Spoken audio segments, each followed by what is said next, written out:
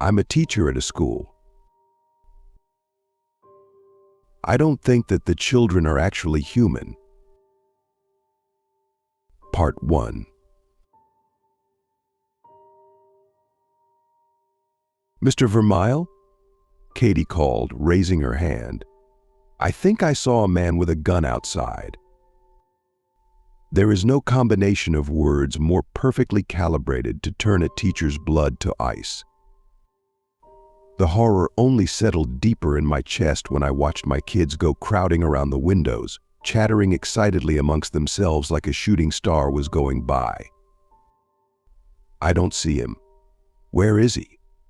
Oh, he's right there, behind the tree. What does he look like? What's he doing? I couldn't see a thing out there myself. The thick, oppressive blanket of mountain fog that always settled on this school made visibility low in the best of times. All I could see was that endless ocean of trees disappearing into that vast backdrop of white. But I trusted my students and took their reports dead seriously. Get down. I finally shouted once I'd worked out the knot in my throat. Get down under the windows. Don't let him see you. It was the first time I'd raised my voice at these kids, and that scared them more than the man outside.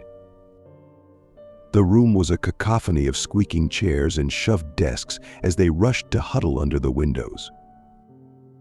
All the while, my heart was pounding in my ears as I scrambled to pull the Velcro straps over every window that would release the safety shutters. Every instant, I felt certain some homicidal maniac was about to take my head off with a .308 Winchester. I wasn't even just scared to die. I was scared of my students being forced to witness something like that. But I got lucky, or maybe he had mercy. The only way to reach the headmistress' personal phone was an old-school red telephone sat on my desk, with a bit of tape reading for emergencies only. She'd always been very particular that she be called instead of the police in times like these. All I had to do was punch in 66, and she picked up in an instant. I'm embarrassed to imagine what I must have sounded like. The incomprehensible verbal diarrhea of a man who'd never dealt with a situation more deadly than a bicycle crash or a high fever. But luckily, she seemed to parse together exactly what I was getting at, and her stoic, commanding tone silenced my babbling in an instant. It will be dealt with. Sirens started blaring all over school like it was about to be leveled by a tornado, or maybe nuclear Armageddon. Under the din, my students all frantically whispered to each other, trying to guess at what was going on. He's a hunter, was the consensus. That almost calmed me down. If he was just some hunter after the elk and mule deer up here in the Rockies, then no biggie, right? But for some reason, the word hunter seemed to strike the kids with terror. Outside, I heard the screech of tires and 2 rear doors being slammed open. My curiosity piqued. I'd seen that black van labeled security parked in the lot, but never gotten a glimpse inside. Despite all my better judgment, I couldn't resist the tiniest peek under the corner of a shutter. Out of the van poured 2 individuals dressed less like school security guards and more like the sort of shadowy government agents you'd see in movies, black suits, shades, and earpieces fitting their perfect combovers. I think what I saw them do next was the moment that forever changed me, forever shattered my delusion that the universe is ultimately a rational and orderly place. The 2 guards checked off their equipment, dropped to all fours, and broke into a sprint. Under other circumstances, it would have been laughable. As it was, it stole my breath away. They ran not even like primates would, but with the exact speed and style of wolves, they must have been going 15 miles per hour minimum. The human body just don't work that way. We can't twist our bodies in such a way to allow ourselves to full-bore gallop at that kind of speed. Our joints weren't meant to bend in those directions. They disappeared into the forest like hunting dogs let loose upon the scent of prey. I jumped, and a gasp spread across the room as a gunshot erupted in those woods, and then another. 2 shots total, echoing down the foggy valleys of the mountain, scaring away the crows. Then came the long silence as I held my breath, waiting to see if the nightmare was all over, or just beginning. And then the screaming began. It started as a rumbling murmur, one I couldn't place. Then it acquired peaks and troughs, reaching pitches that managed to strain my ears. At its height, it almost seemed louder than the gunshots had been. It was a man's voice, at least at first, but then it devolved into something that didn't sound human at all. Like his vocal cords had been ripped in two, and the only sounds he could still produce was to bay like a dying animal. Yet somehow, even that didn't horrify me as much as my students' reactions. They seemed relieved, even laughing amongst themselves, as if this proved we were out of danger. The screams dulled, the sirens disappeared, and my students returned to their seats, staring at me as if expecting me to continue the lesson. It was all so surreal, like something out of a dream. Never before in my life have I been surrounded by people, yet felt so utterly alone. I tried not to break down in front of my own students, but unlike my class, I couldn't just move past what had happened, like it'd all been no big deal. So, like a sleepwalking man acting on instinct, I did the first thing I could think of. I called the headmistress again. Her tone was flat, as if nothing was out of the ordinary. I wanted to scream at her, but words failed me. I was panting like a dog. I took a drink of water with a shaky hand. I need to know what that was. Mr. Vermeil, this phone is only to be used in the case of emergencies. Emergency? This isn't an emergency. There was a shootout outside my classroom. Where's the police? The press? They're not coming, she said sternly. It was all a false alarm. Nobody was hurt. Nobody was hurt? Are you hearing yourself? I heard a man wail like he was being fed feet first into a meat. I caught myself glancing at my class. When I employed you under the auspices of the Integration Initiative, it was because I was assured of your dedication to teaching. Surely you recognize the importance of not allowing your class to fall, even a day behind the schedule outlined in the syllabus. We cannot allow every minor incident to interfere with their progress. Minor incident? Am I the only one here who hasn't lost their mind? If this is what you consider routine, then I don't want to know. Mr. Vermeil.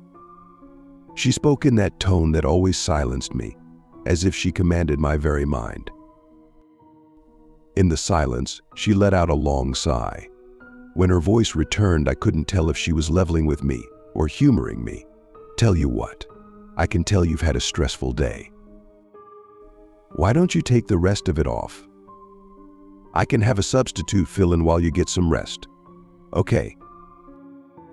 I wanted to argue, to scream and shout, but I realized how my students were looking at me and noticed the tears on my cheeks.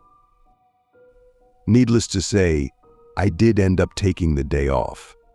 All the while, I agonized over whether to quit. I mean, this was supposed to be my big break.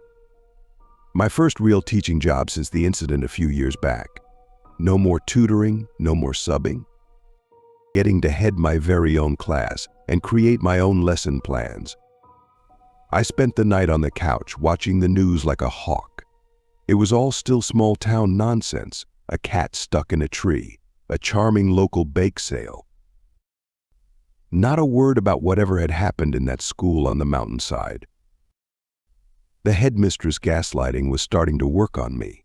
If nobody saw anything wrong with what had happened, then the problem must be me, right? I must have misinterpreted everything. There had to have been some reasonable explanation for what I'd seen and heard. So the next morning, it was right back to work.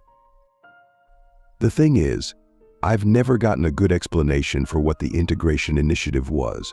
I'd assumed it was some sort of remedial education program. After all, the bulk of my class was severely behind by fifth-grade standards. Many needed to learn basic social behaviors, properly expressing their emotions, how to read or write, or even how to speak at all. The Hastings twins, for instance. They were brother and sister, or so I've been told, but near impossible to tell apart. They were both so androgynous, with flawless pale skin totally free of even a single strand of hair, even eyebrows. And they never emoted, never reacted, never even blinked. If you didn't know any better, you'd assume they were mannequins set up at their desks, positioned to stare at me in perfect stillness as I taught. But they were just one of the more extreme examples. A few were more like normal kids, just a little behind. Katie, for instance. When I had a quiet moment in class that day, I noticed her completing a maze in her coloring book with a crayon and beckoned her over. She sat politely across from me as I composed myself. "Katie, I just wanted to say, you were very brave to speak up yesterday. I know that must have been scary. School is supposed to be a safe place. If you ever need to talk to me about anything, you can just let me know." She stared at me for a moment, and then said, as casually as you'd discuss the weather, "I hope he suffered." There was a long silence. I blinked, trying to register what I'd heard. What? "I hope he died real slow," she continued. Her face was blank, her tone flat. "I hope they took their time with him. I hope that he felt every moment of it." I wiped the sweat from my brow. That's not. He was a hunter, Mr. Vermeil. He deserved it," she insisted. "I hope they hurt him really, really badly. I hope they took him somewhere so they can keep him alive. I hope they're taking away his fingernails and his teeth and his eyes, and he's crying and screaming and—" "Katie," I suddenly cut in. "Do you remember how we talked about? No subjects." She nodded. After all, we'd spent a lot of time in class discussing what was appropriate to say. I continued, trying to hide the quiver in my voice. "Well, it's not appropriate to talk about, death and suffering." It was like a switch flipped. In an instant, Katie went right back to being just an ordinary little girl. "Oh, sorry, Mr. Vermeil. I'll remember that for next time." And just like that, she went right back to her desk, leaving me dazed and stunned like I'd just been punched in the teeth. Even now, I can't help but wonder what she meant by next time. I've learned my lesson. Never talk about what happened to anyone. Never even mention it. And the same goes for any other strange oddities I'm beginning to notice around the school, like the ditch full of the shed skins of something much larger than any reptile we have up here in Colorado, or the sound of loud TV static emanating from a bathroom I'm 100% certain had no television. All of it's completely normal to everyone around me. But I can't get it out of my mind. I still check the news and Google obsessively, but can't find the slightest mention of anything off about this place. I did, however, notice something on Facebook. Someone local was asking whether anybody had seen her brother, William, a heavy-set man with a big, bushy beard who'd gone missing without even his PLB being able to report any location. The post had been made the day after the incident I'd witnessed. Apparently, the last time they'd spoken, William said that he was going out on a hunting trip.